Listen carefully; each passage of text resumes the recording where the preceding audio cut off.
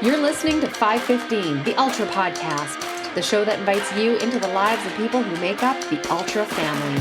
Here's your host for these conversations, Larry Ryan. Thanks, MJ. Joining me today is an Ohana guest who everyone fell in love with during our recent 10th anniversary Australia live stream. Everyone's favorite cameraman, Beñat from the Basque, joins me today. My next guest is an AI specialist with a PhD in computer science. He enjoys bodyboarding and, of course, triathlon. In 2023, he raced at Australia, and this year he became one of the best-known people at the event for his incredible tenacity in covering the athletes all over the course on behalf of our live stream.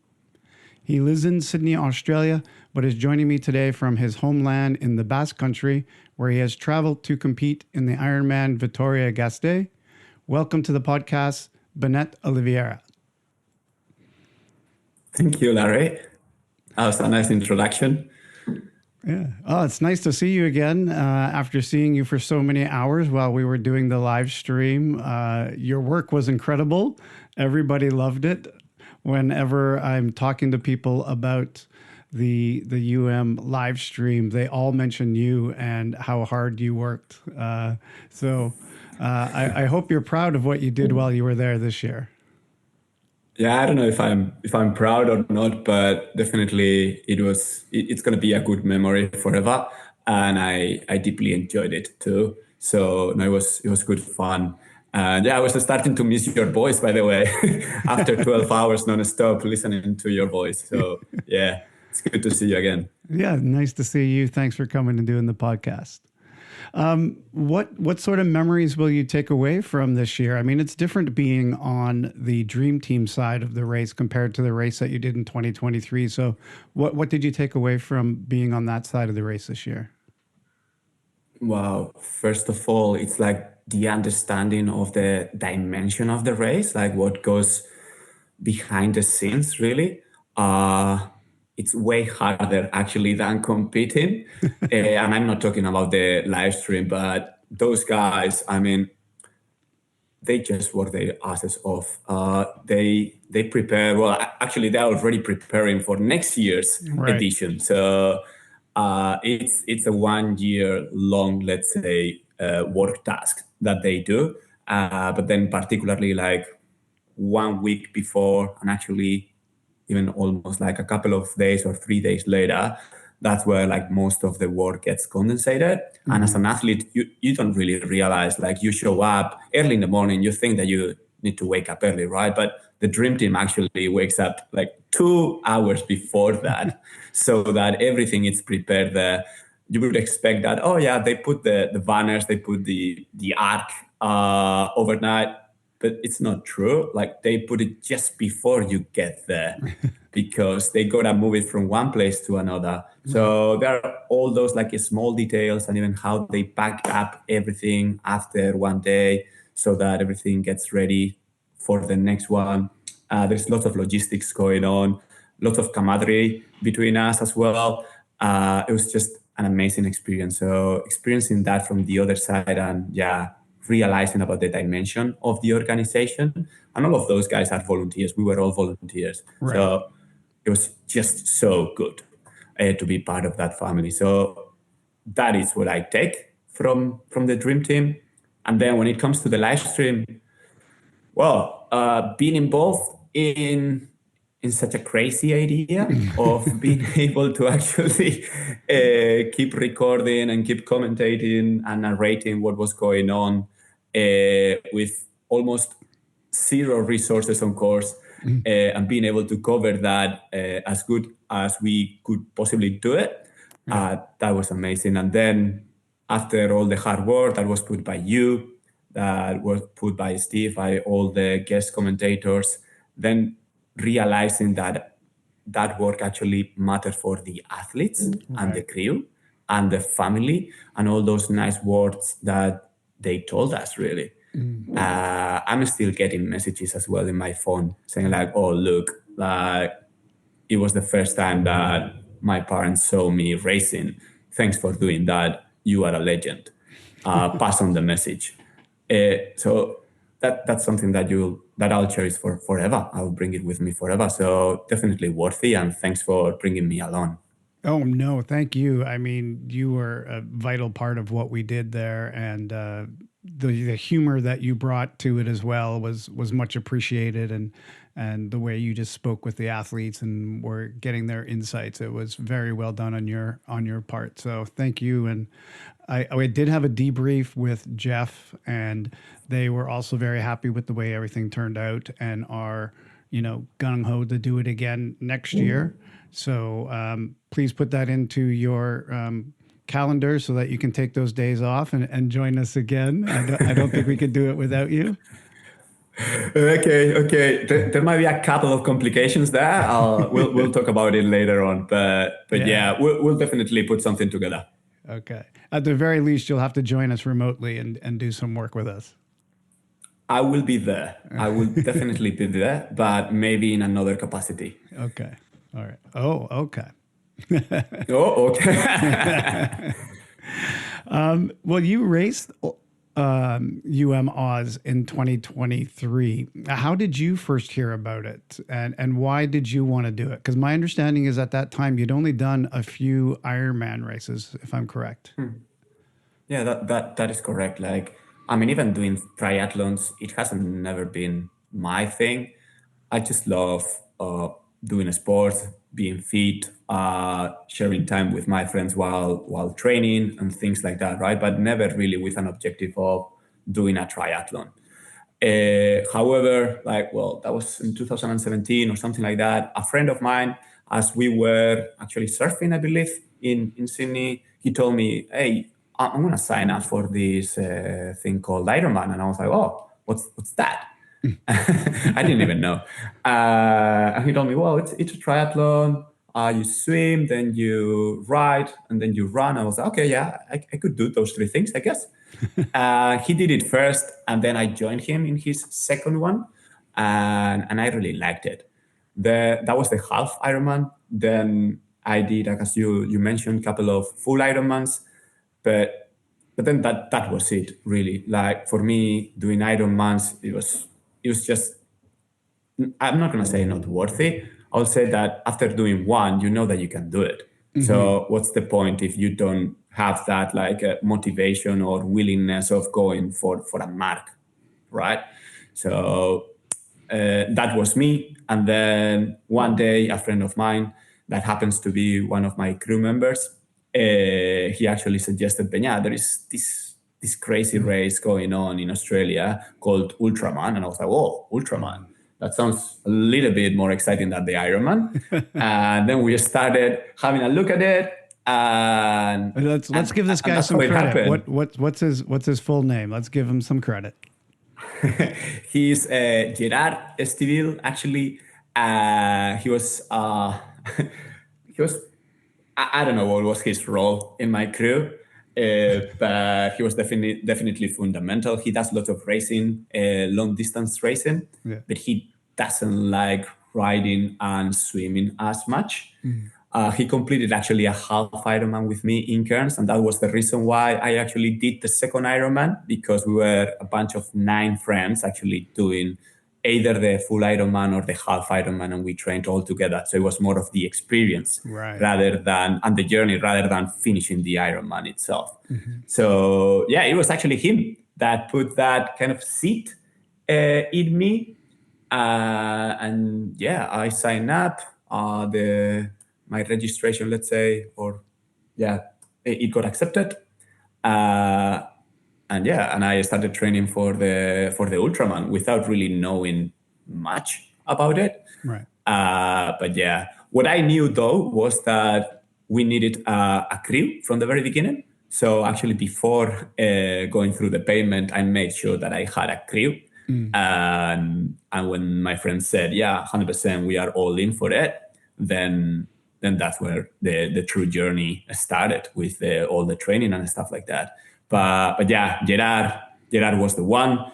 But to be honest, I wouldn't have been able to do it without the rest of the crew either. So they also deserve credit, I guess. Right. So let's put their names out there. Yeah, please.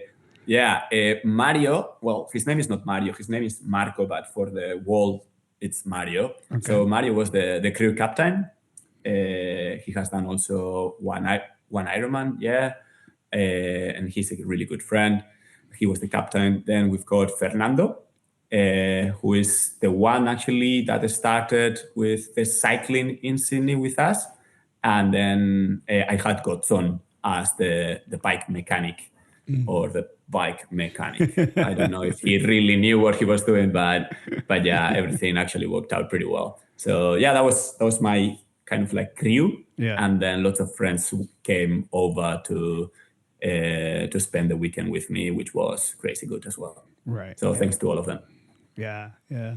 And I'm not sure if it was the people on your crew or other friends, but there was a group of people or a person that also did an amazing video chronicling your race. It was so well done that I used part of it in the live stream to help people to understand what it means to be at a 5:15 race. For those that haven't seen it, I'm going to put up a link here in the live stream for you to, you can click on that. It's the YouTube video. I'm sure this video will get that video another 8, 9 views for people listening at home through the audio podcast. Please check it out on YouTube as well. I'll put a link in the show notes for you to get to that. Tell us a little bit about making that video and how it all turned out for you.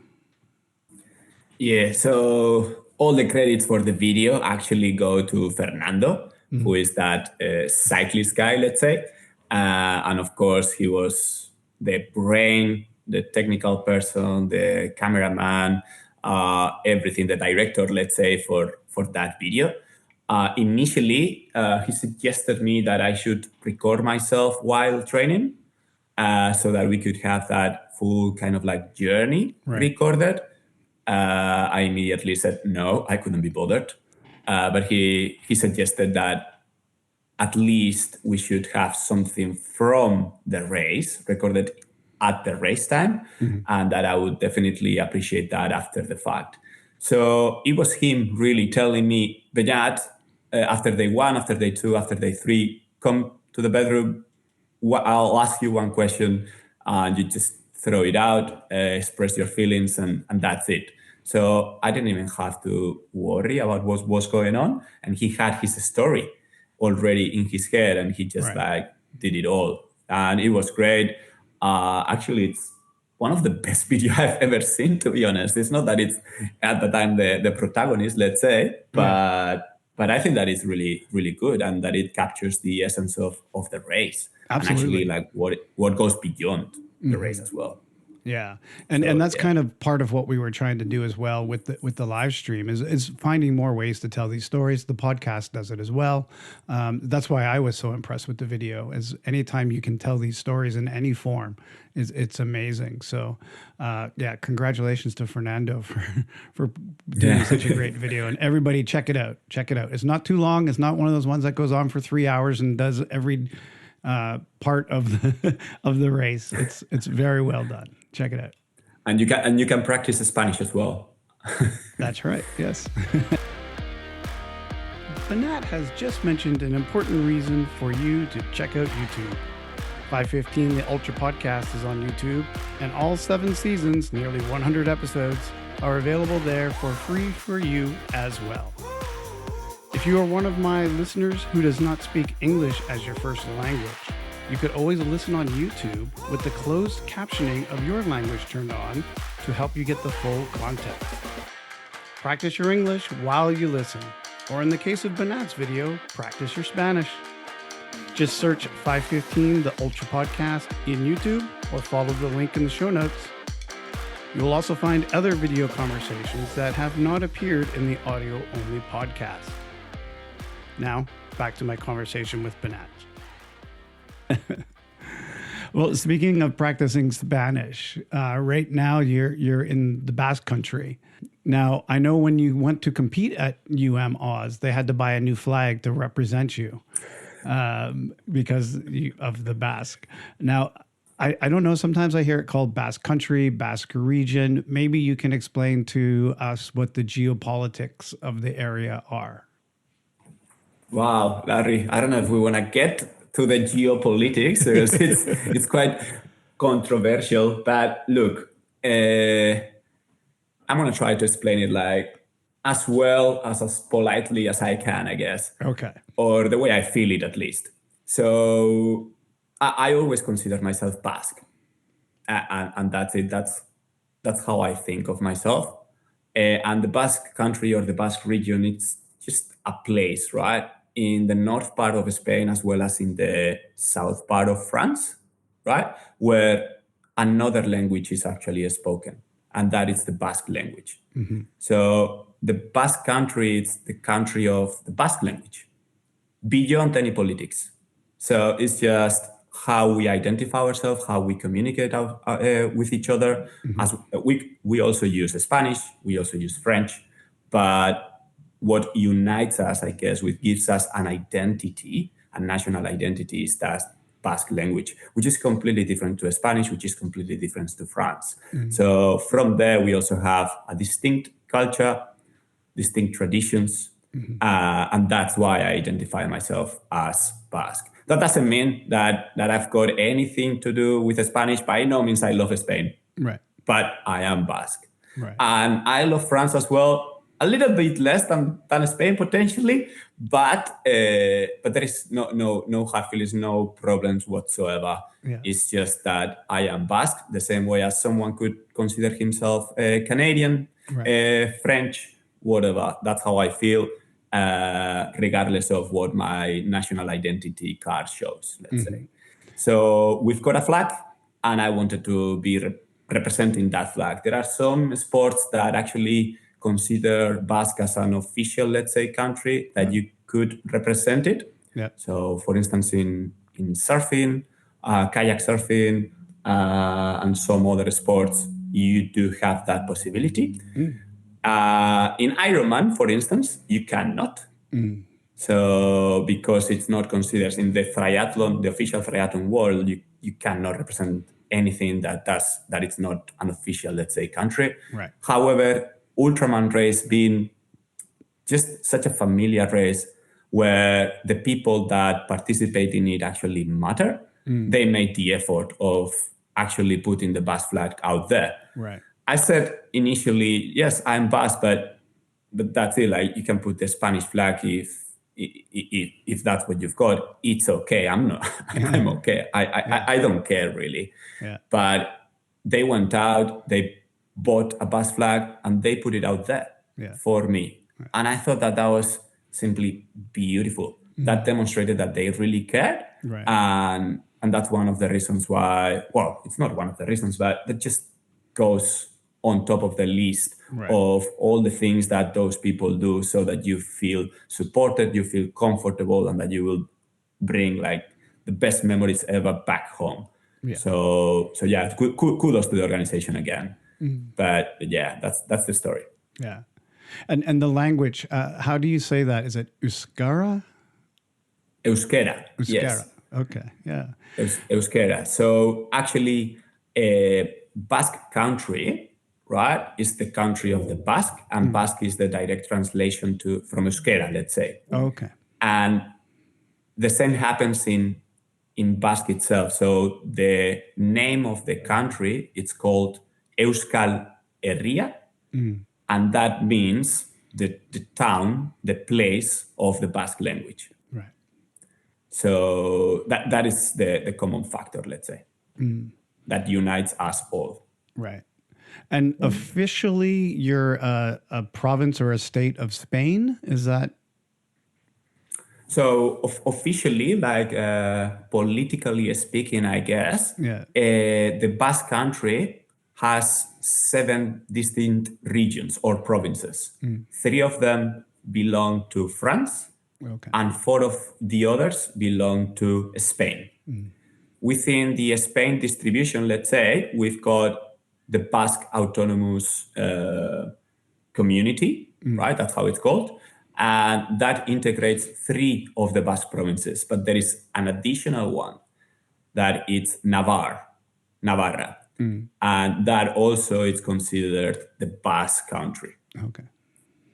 So yeah, that's how it's divided.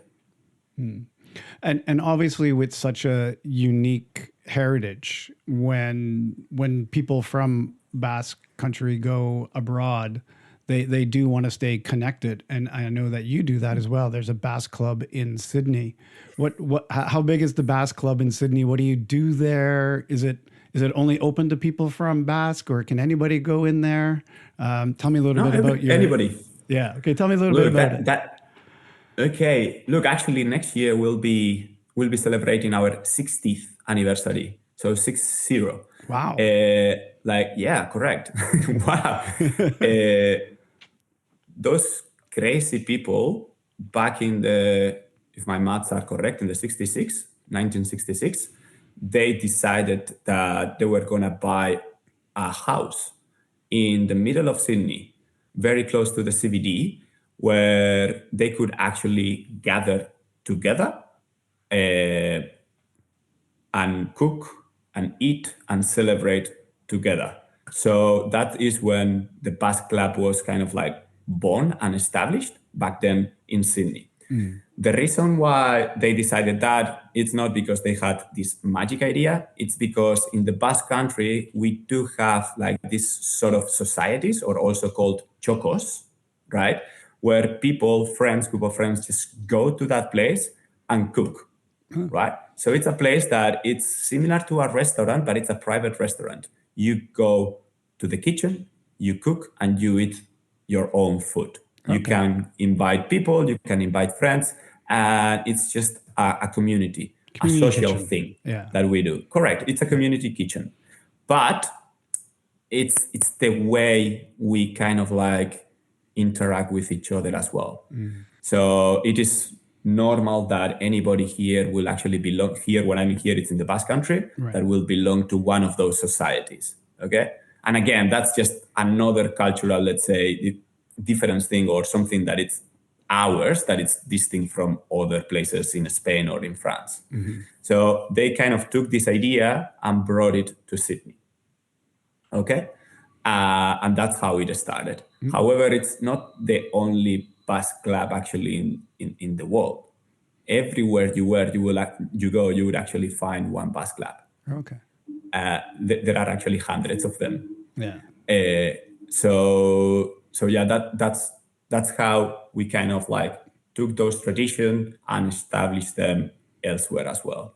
So in Sydney, the way we operate is everything is run by volunteers. We open once a week, normally on Sundays, and we cook for whoever rocks up. You got to do a booking, but if you book and you've got your seat, you will be kind of like served with 3 dishes meal. So you will go for first, main, dessert, and coffee, and everything is going to be home cooked. And we've got a roster of volunteers that each of them will cook one weekend, and we kind of like rotate. We've got, I believe, more than 15 people now actually cooking selflessly, like with no money involved, for whoever rocks up on a Sunday. So that's how we operate, and that's how we keep the place alive. Yeah. The house is ours, like we bought it. It belongs to the club. Yeah. But it's run and maintained by volunteers. And the way that we get money is through those lunches or any other activity that we may do any other day, really. So yeah, it's really good. And actually, yeah, it's not only for Basque people, like it's also for whoever wants to experience that cuisine. It's kind of like well known that the Basque Country does have that culinary, let's say, fame. Like it's famous because of its cuisine and its kitchen. Lots of Michelin stars are out there. I believe that actually per meter square, San Sebastian is the one that has most Michelin stars in the world. So yeah, people get attracted by that and they go like, okay, let's let's try out this Basque place. Right. And yeah, if you come once, you definitely will come twice as well. So people come back. Yeah. And I understand that you personally are famous for something that's Basque related in the culinary arts. Oh yeah, the cheesecake. Yeah, it is. I mean, I don't know if it's true or it's not true. Probably it's not true, but I'll pretend that it's a fact. Okay. So there is this famous cheesecake actually here in San Sebastian, served in San Sebastian in one of its bars and restaurant that it's called La Viña. My mother also used to bake that cheesecake, right? So one day that it was my turn to actually cook at the Basque Club, I said, you know what? I'm going to bake that Basque cheesecake, which I would never call Basque cheesecake. I would just call it cheesecake. Right? Yeah. Yeah, cheesecake. It's just a cheesecake, a baked cheesecake. It's okay. It's my cheesecake. It's fine. But that was back in 2016 or something like that. And it really got famous within the Basque, let's say, Sydney community. Mm-hmm. And I started to do it all the time. But I don't know what happened worldwide that all of a sudden, all those like Basque cheesecake start to be like popular in every single bakery across the world that you go. And I was like, hey, I was the first one actually bringing it to Sydney. So all the Basque burnt cheesecakes that are out there, it's because we did it first. Right. So yeah, that's the story about it. So if you go to Sydney and you see a Basque burnt cheesecake, you gotta know that the original one was firstly served in the Basque Club and that it was cooked by me. Now, are you getting a cut from all of these people using Basque cheesecake as their title? Like, but they don't have your recipe. Right, they don't have your recipe, though, right? That is correct. It's not authentic. That is correct. Yeah, it's not authentic. Actually, then, so I started doing it in the Basque Club, and then other volunteers started actually doing it as well. Oh yeah. Not only other volunteers, but actually my housemate started to do it, and he has a secret ingredient that I'm not going to disclose it. Of course not. But he always adds it. And I'm like, no, mate, that just makes it a non-original Basque cheesecake. So yeah, we've got that joke constantly between the two of us. And sometimes he says that he has put that secret ingredient in my cakes and that I haven't noticed. But I definitely have. Yeah. Well, you're back in the Basque Country now. You're there to do an Ironman race. Tell me what brought you back there to do an Ironman race, and what is the course like there? Is it fast? Is it hilly? I'm assuming there's probably some hilly parts to it if you're in Spain. What is it? Is it favorable to your strengths as a rider, as a runner? To be honest with you, Larry, I have no clue. I'm that kind of triathlete, a non-conventional triathlete.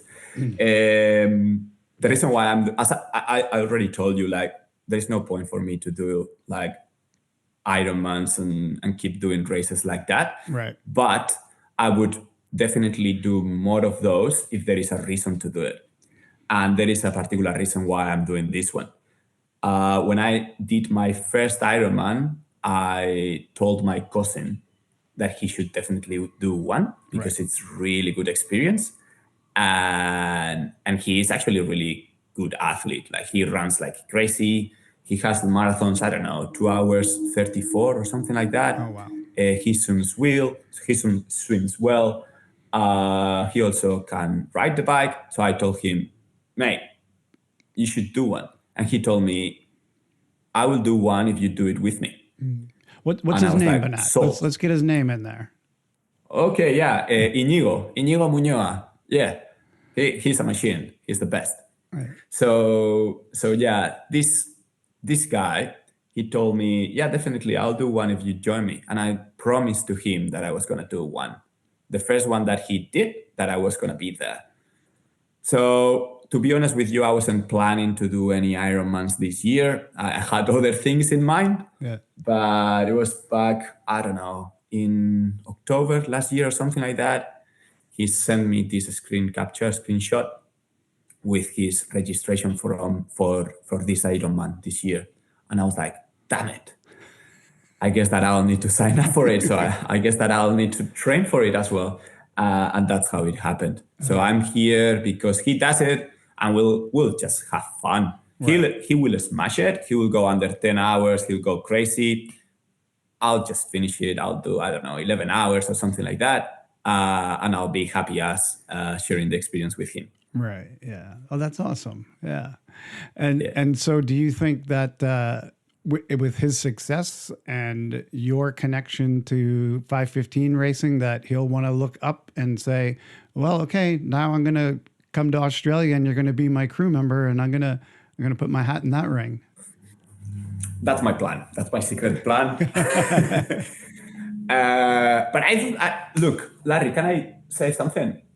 I don't think that, like, from Ironman, Ultraman is actually looking up. No. Yeah. It's looking somewhere else. It's saying, like, look, Ironman, it's a format. It's great. You definitely have that vibe. But Ultraman, at least the race that I have been part of, it's a completely different thing. So, yeah, definitely distances are longer, but that doesn't necessarily mean that it's a harder race, to be honest with you. So, but definitely when you get home, when you bring back home, it's way more. So I hope that one day he actually does it. And if he does, and it's now recorded, I'll either crew for him for sure, or I will do it with him.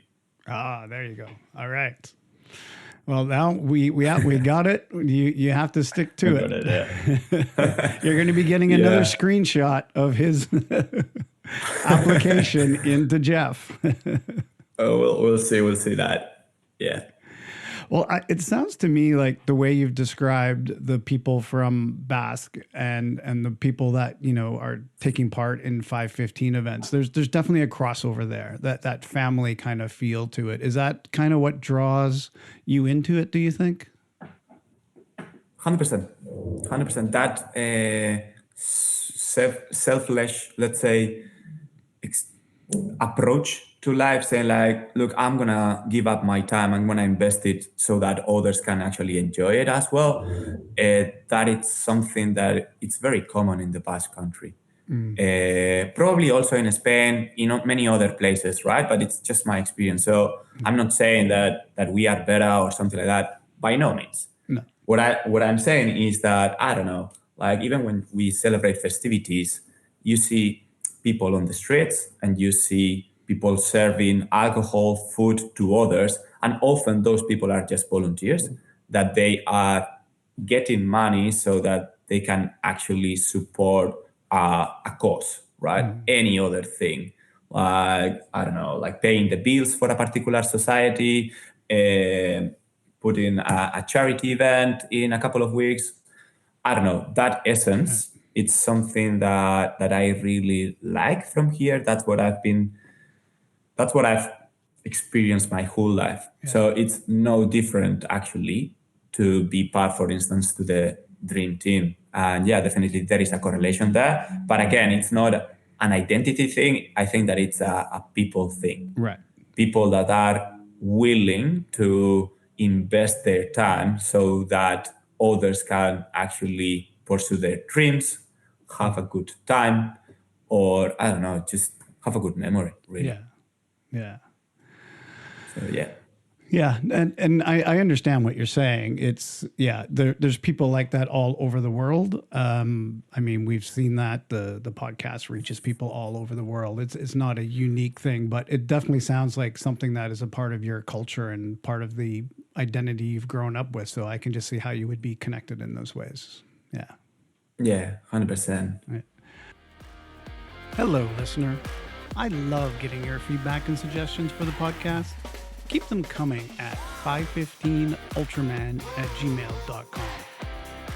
For those that want to help me promote the show, I suggest that you tell a friend to listen to. Word of mouth is a great way for podcasts to get new listeners. And if you don't mind publishing your feelings, A free way to support the show is by leaving a 5-star rating and review on your podcast app.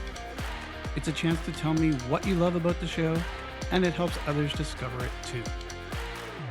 Finally, if you're so inclined, you can show your appreciation for my work by clicking the support link at the bottom of the show notes to go to my Buy Me a Coffee page.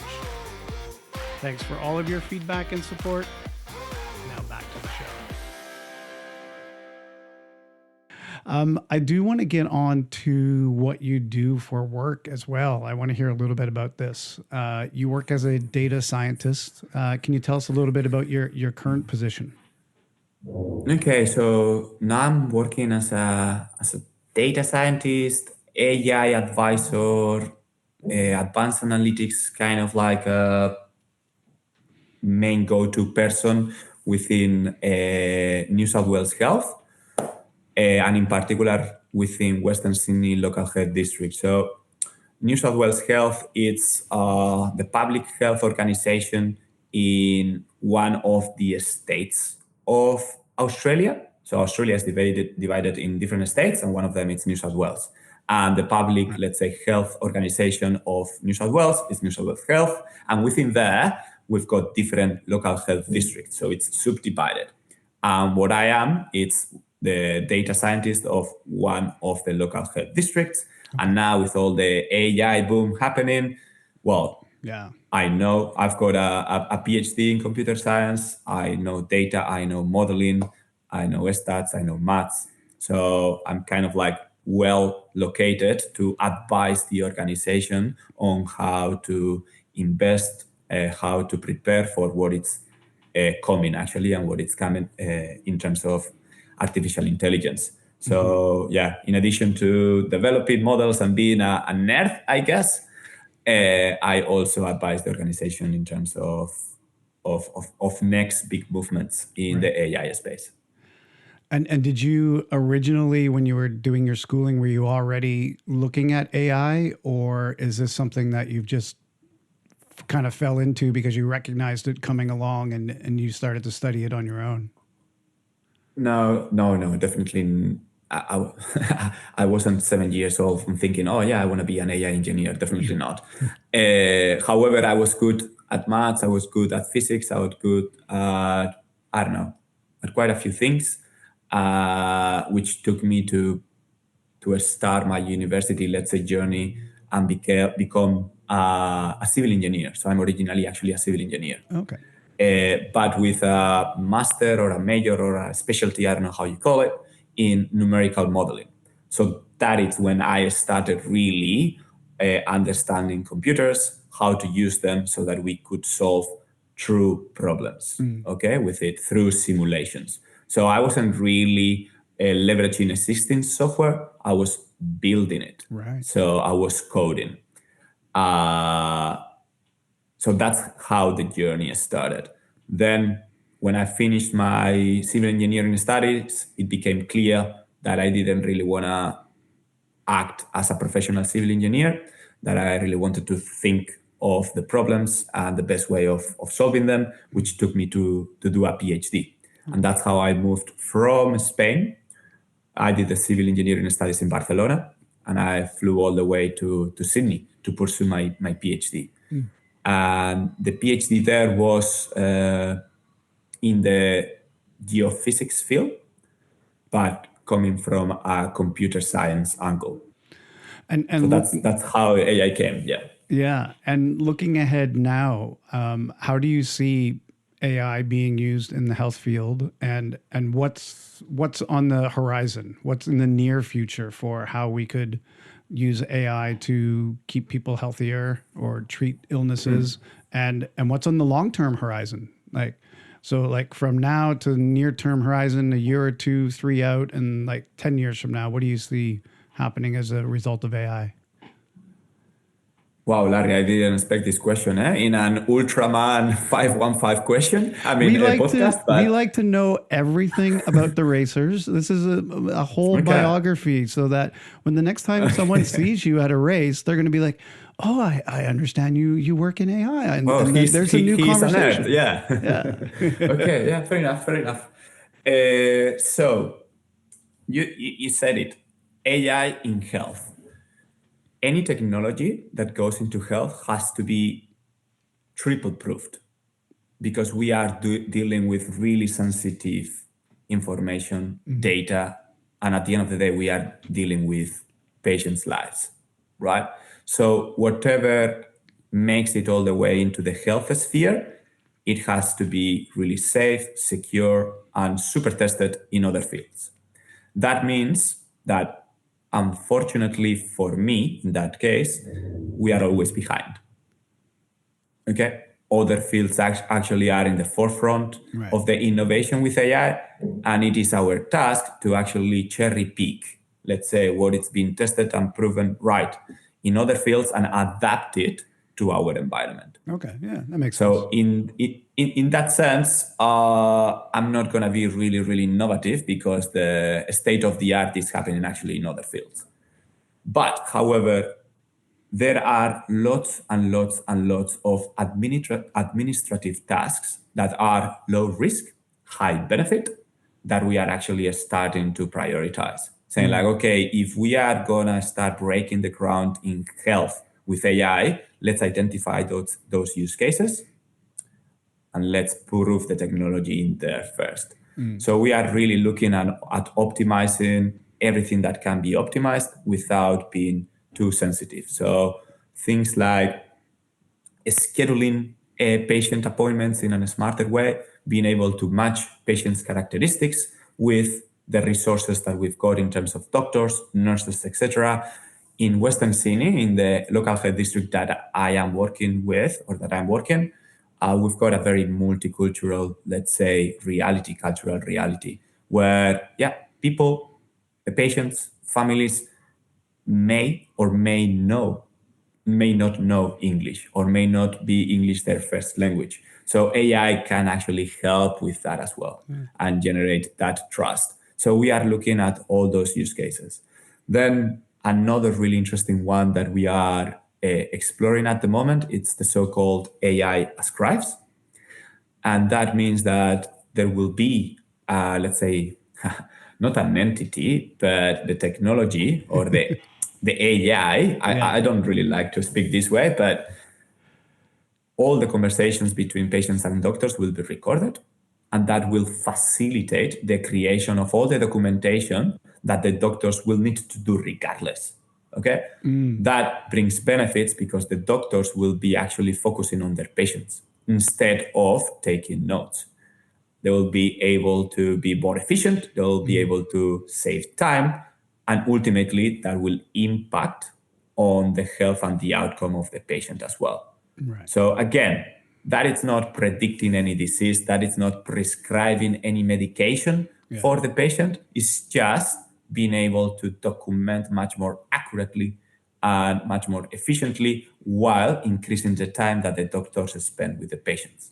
So that is like the type of technology that should be prioritized at the moment. Right.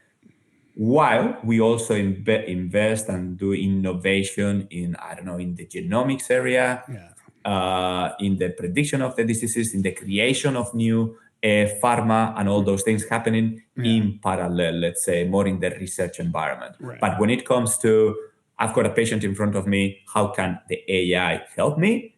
It's in these sort of ways today. Yeah. And we are looking at how that can be compatible with the current legislation, if there is any. If there is not, we have to actually make one for it, and things like that. So that's why I've said before that I'm kind of like an AI advisor, because I identify all those needs and I try to actually fill those gaps as well with policies, procedures, and things like that. Oh, yeah. So then you get a chance to meet some of the lawmakers as well then and advise them as to, well, if we're going to be doing this, we need to have this law in place to cover that off. That is correct. Or what should the law be even considering, really? What is our recommendation, our framework? I don't know, simple things like normally now with, let's talk about generative AI. Generative AI, it's, think about it as ChatGPT, right? Where you've got that, let's say, one type of generative AI, sorry. when you've got that type of conversational relation with the AI. So if you are going to deploy that in a hospital environment, the legislation forces you, at least Australian legislation as well as New South Wales legislation forces you that the data cannot escape the country. Right. Normally, the way that you would deploy those sort of systems in any other sector is by leveraging already existing technologies in the cloud that potentially could run outside the country, somewhere globally. Somewhere, yeah. So we need to compare what is our health legislation versus what is the technology offering us and making those bridges. Yeah. So that is also my task. So some of the GPT models may be deployed in the States. Well, if that is the case, I'm sorry, but we cannot use them. Right. Despite the fact that they are great, we cannot use them in Australia at the moment, or at least not. And we've got that communication as well with big technologies, big techs, making them, let's say, think that potentially they have to deploy it also in Australia. So that is kind of like the feedback loop. And it's not only legislation, it's also what we've got available in terms of tech. Yeah. And I think most countries have rules around that as well to keep it within the borders as much as possible.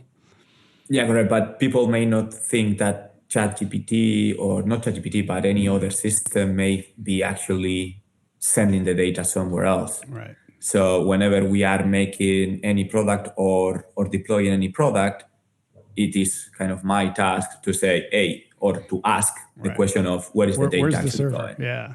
Yeah. Correct. It's not only where is the server, it's actually, Where does the data end up going to? Yeah, to process. Yeah, correct. How is it going to be then used for training? Right. The actual model, will other people benefit from that training? For how long are they going to keep that data? Are we able to actually audit the responses? What are the benchmarks of the model that we are using? What is the accuracy? How can we track it? All those things. Yeah. Because now the difference between AI or the models that we are now seeing that are more popular or more fashionable, or that are at least in the media and everybody's talking about them, those ones are different to just purchasing a Microsoft license, for instance, for Word, Excel, PowerPoint, where you just buy it once and it will work. Yeah, there may be some bugs, but you fix them and that's it. And you have another release and that's it. Whereas in AI, in deep learning, to be precise, you need to keep track of the accuracy of your models, because the reality changes and potentially the data upon which the model was trained, it's not relevant anymore to the reality. Yeah. Correct. Yeah. So you need to constantly assess that to know whether if you should trust or not the outputs. Right. Yeah. Well, hey, thanks for indulging me in the AI conversation. I'm a freak, mate. we appreciate getting to know everything on the podcast. So I appreciate you taking us on that little journey as well. You were talking earlier about how you're not, one of those driven guys to do triathlon, and that you do it for a reason, to hang out with your cousin, maybe to introduce him to the 515 family as well, and things like that. But do you have any future sporting events coming up? Any bucket list things that you are hoping to do, or maybe just looking at? Yeah. So, well, you know the answer. In that celebration ceremony, the closure ceremony of the Ultraman, the race directors disclosed that Ultraman was going to go all the way to New Zealand next year, sometime in December or January, I don't know, 2026, 2027, something like that. Well, everybody that was in that room actually thought the same thing. I want to be there. And definitely I was one of them. So that is definitely in my head, at least. Yeah. I have asked a couple of questions around to see whether if I would have a crew. It looks like I could potentially have a crew for that event. So I'm not promising that I'll be there by no means, but that is a possibility. So we are looking at in 1 year and a half's time, let's say. Yeah. That is one. Then there is another one that is the Ultraman in Nusa. Next year, I think that I will go. It's not confirmed yet because let's say the athlete list has not been confirmed. It's not going to happen until August. Right. So we don't know yet. But I will not race myself, but I will be part of it, and not necessarily as part of the dream team. So that it's happening. It's something that I have been looking for a while, and the opportunity just happened. Everything sounds super mysterious. Yes. The thing is that let's put some meat. So after seeing John, the blind athlete, compete, and how he went through everything, and how he was supported by not only the crew but also the guides. Right. Something really happened there that I was thinking maybe I could also guide a blind athlete. Okay. I would definitely be keen to explore that path. It wasn't the first time that I actually thought about it. The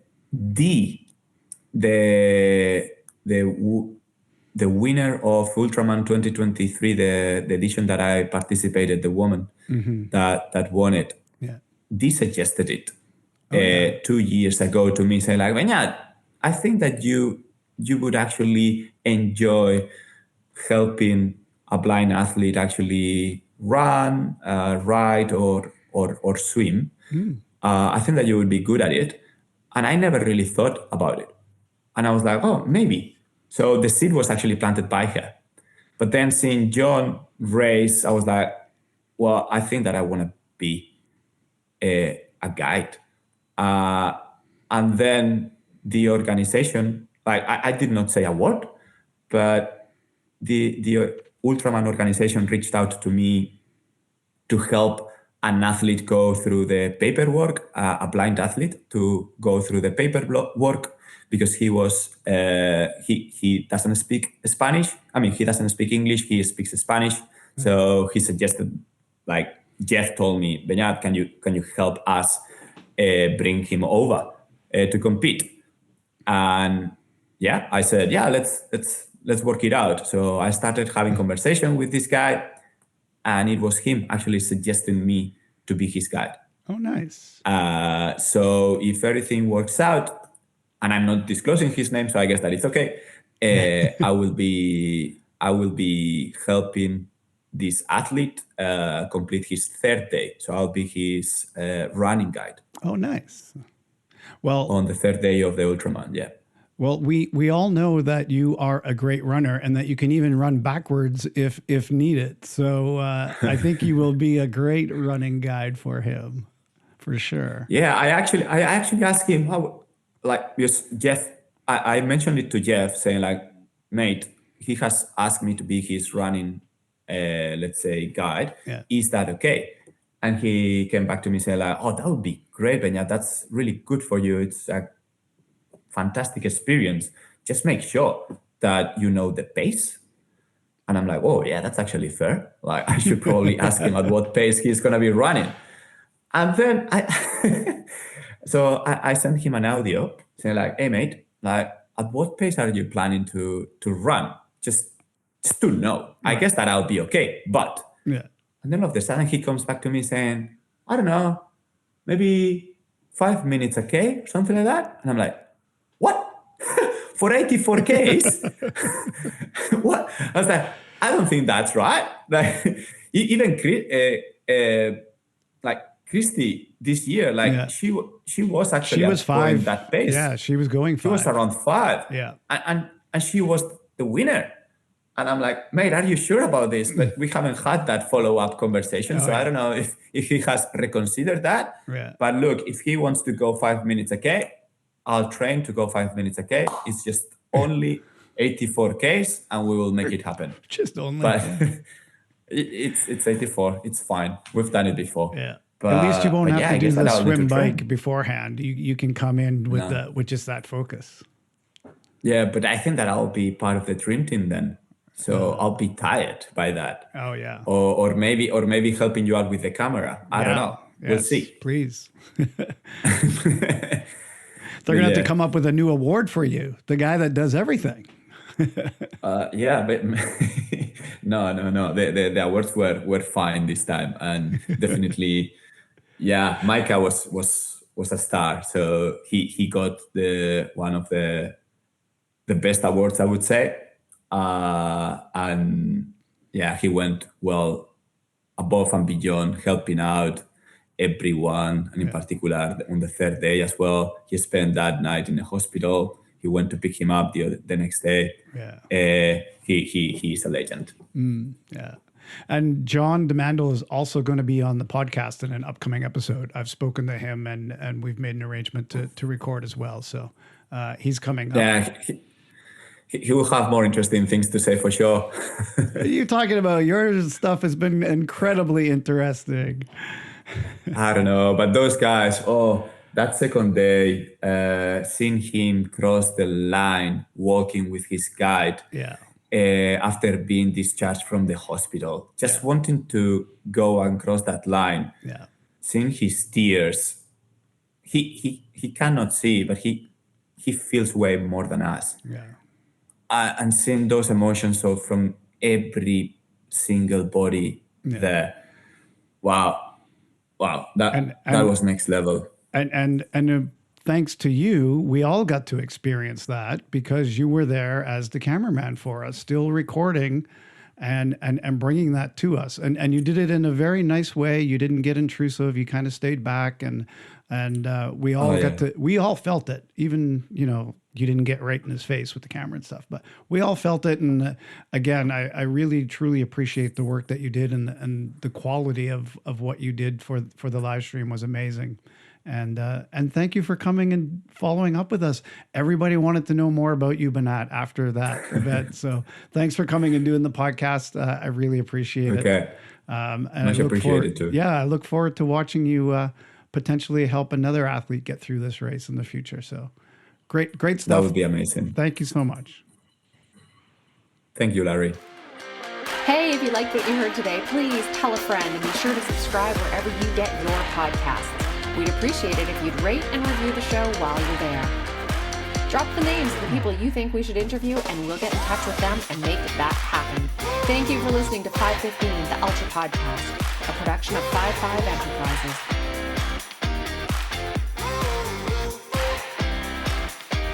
Now really, go subscribe now before you forget.